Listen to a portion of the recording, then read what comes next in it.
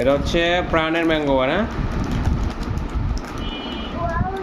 Same packet same সব কিছু এক জায়গা থেকে আনলাম। দেখেন তারা কখনো ইনসাফ করতে পারে না কাস্টমারের সাথে। এই যে এত ভালো একটা কোম্পানি। হ্যাঁ আমি লেস খাচ্ছি, মা রাখো। হ্যাঁ এই দেখেন দুইটা ম্যাঙ্গো বার আমি আপনাদের সামনে ওপেন করি, জাস্ট দেখেন। এই হচ্ছে একটা, হ্যাঁ রাখো রাখো, আমি দিচ্ছি আম্মা, দিচ্ছি তোমাকে। একটু একটু অপেক্ষা করো তুমি। এই যে এই যে এই এখন রাখো। দেখি দেখি, সরি এত বড় ব্লেম তাদেরকে দেওয়া উচিত হয় নাই আমার।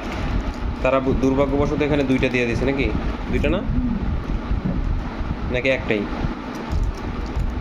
এই যে নাও ম্যাঙ্গো বানাও।